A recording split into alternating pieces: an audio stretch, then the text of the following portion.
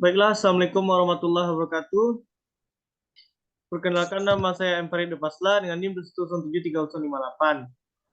Baiklah, saya perwakilan dari kelompok 7 akan menjawab pertanyaan dari kelompok 1 dan kelompok 2.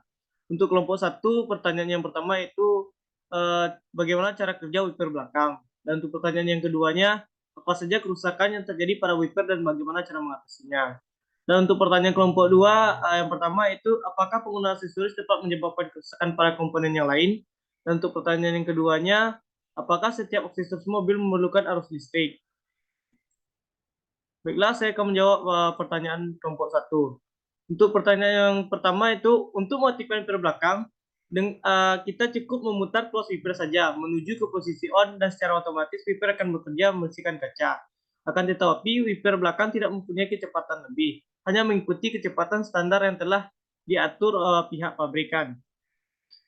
Bisa terlihat pada gambar. Untuk pertanyaan kedua, kerusakan yang sering terjadi itu yang pertama karet wiper blade rusak. Untuk cara mengatasinya dengan mengganti karet wiper yang rusak. Yang kedua, motor wiper tidak bekerja. Dengan cara mengatasinya, periksa dan ganti motor penggerak wiper. Yang ketiga, sekring atau fuse yang terbakar. Maka ganti sekring atau fuse. Keempat, mur pivot yang longgar. Dan yang untuk cara mengatasinya, kencangkan pivot secara berkala. Dan untuk jawaban kelompok kedua yaitu setiap pabrikan pasti sudah memperhitungkan beban kerja dari alternator dan aki untuk setiap mobil. Jadi penambahan aksesoris yang berlebihan malah akan mempercepat aki drop. Jadi sesuai standar untuk penggunaan untuk aksesorisnya. Jadi tidak boleh berlebih-lebihan sehingga dapat merusak bagian-bagian yang lainnya.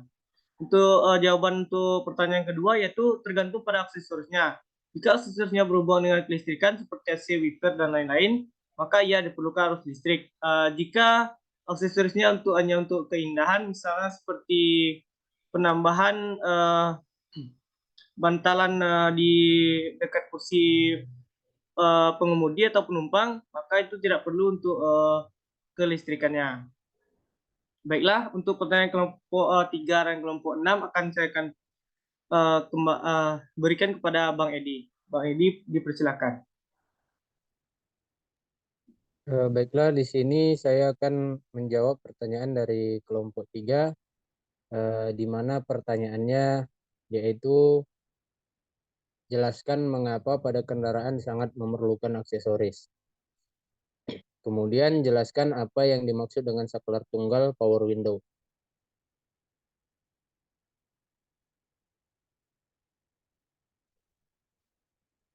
Nah, di sini kami sudah mempersiapkan jawaban, yaitu untuk pertanyaan pertama, aksesoris diperlukan karena memiliki kegunaan yang beragam seperti AC yang berfungsi untuk mendinginkan kabin mobil atau wiper yang berfungsi untuk membersihkan debu ataupun air hujan yang menghalangi pandangan pengemudi.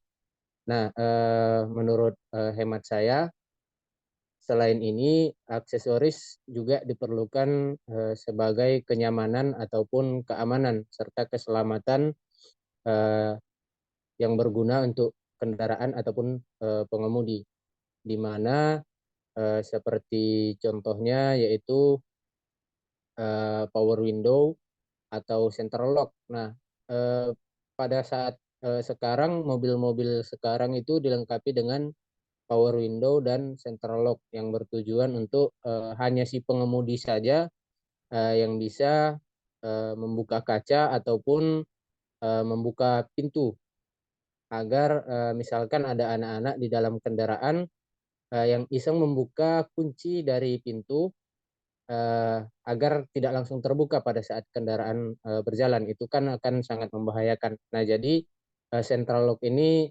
selain dia untuk mempermudah, dia juga untuk keselamatan. Kemudian yang kedua yaitu saklar tunggal pada power window berfungsi untuk menggerakkan sistem power window yang terdapat pada masing-masing pintu terkecuali pada pintu pengemudi. Dengan begitu bisa dipastikan bahwa saklar tunggal ini hanya akan bisa menggerakkan sistem power window pada satu pintu saja.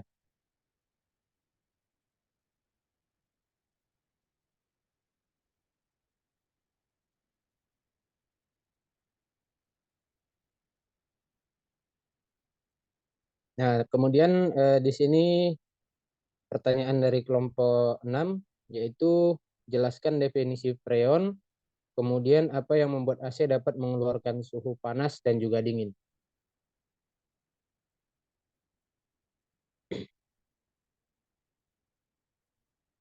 Freon disebut juga sebagai refrigeran, adalah senyawa kimia yang digunakan sebagai fluida untuk menyerap panas dari udara di suatu ruangan sehingga suhu dalam ruangan tersebut menjadi lebih rendah, diolah ke dalam bentuk gas. Freon pun tidak memiliki warna maupun bau tertentu. Kemudian yang kedua, kompresor memompa freon. Pertama kali sistem kerja AC mobil yaitu saat Anda menyalakannya, yaitu saat kita menyalakan AC. Saat dinyalakan, kompresor akan mulai memompa freon dalam bentuk gas dengan tekanan tinggi sampai suhunya menyentuh 100 derajat Celcius. Kekuatan pompaan kompresor akan sangat menentukan seberapa cepat AC bisa membuat kabin mobil dingin. Freon diarahkan ke kondensor. Nah, setelah suhu freon maksimal, maka freon akan berubah menjadi cair atau menguap. Menjadi dari penguapan itu akan terjadi bintik-bintik air seperti embun. Freon cair diarahkan ke kondensor untuk menjalankan proses pendinginan hingga suhunya mencapai 60 derajat Celcius. Pendinginan di dalam kondensor dibantu dengan cooling fan. Kemudian freon disaling melalui receiver dryer atau filter dryer. Freon cair disaring saat suhunya telah cukup hangat. Penyaringan freon bertujuan agar udara yang dikeluarkan dari dalam AC menjadi bersih dan segar. Kemudian setelah dari receiver dryer ataupun filter dryer, freon masuk ke expansion valve. Di bagian ini freon diubah dari cair menjadi gas dan akan disemprotkan dalam bentuk uap dingin. Kemudian masuk ke evaporator, freon akan masuk ke bagian evaporator, kemudian didistribusikan ke dalam kabin dengan bantuan blower. Jika jenis blowernya tunggal, maka freon dikeluarkan dari satu tempat. Namun kalau jenis blowernya ganda, maka pendistribusian freon dibagi dua. Pengulangan proses ini menciptakan hawa dingin. Ketika freon telah didistribusikan ke kabin melalui blower, maka udara dingin sudah terbentuk. Akan tetapi mesin AC akan terus bekerja dengan kompresor mengisap tekanan freon, kemudian memompanya menjadi panas kembali dan diarahkan ke kondensor. Dari cara kerja AC yang berulang inilah yang nantinya akan mengubah udara di kabin menjadi dingin. Dan untuk AC yang mengeluarkan udara yang panas diakibatkan karena freon yang kurang ataupun habis dan telah menyentuh limitnya atau terjadi kebocoran freon. Selain itu juga memang di Indonesia kita tidak menemukan adanya penghangat ruangan ya, karena di Indonesia iklimnya tropis ataupun panas. Tetapi di Eropa yang punya iklim salju ataupun musim dingin, tidak hanya AC pendingin saja yang ada di kendaraan, melainkan ada juga penghangat di dalam kendaraan. Yaitu sistem kerjanya sama dengan AC, tapi ini kebalikannya, melainkan ini dia memompakan hawa yang telah diserap dari dalam kabin, dipompakan oleh kompresor, kemudian karena cairan tidak bisa didekompresi, maka dia akan terus dialirkan ke bagian kondensor, kemudian juga disaring agar segar dan bersih dari kotoran. Kemudian setelah di evaporator dia tidak mengembun ataupun dingin, melainkan suhunya itu di suhu sama dengan suhu dari kompresor yaitu 100 derajat Celcius yang kemudian akan dialirkan atau dihembuskan oleh blower ke dalam kabin sehingga udara dingin di dalam kabin akan terasa hangat. Sama halnya seperti penghangat ruangan di rumah. Mungkin itu saja yang bisa saya jawab. Terima kasih, saya kembalikan ke moderator. Baik, terima kasih kepada Bang Edi telah menjawab untuk kelompok 3 dan 6. Baiklah, kami tidak bisa untuk menjawab kelompok 4 dan kelompok 5 karena pertanyaannya ini tidak menyangkut kepada ke dalam materi kami. Jadi mohon maaf sekali lagi untuk kelompok 4 dan 5, kami tidak bisa untuk menjawabnya.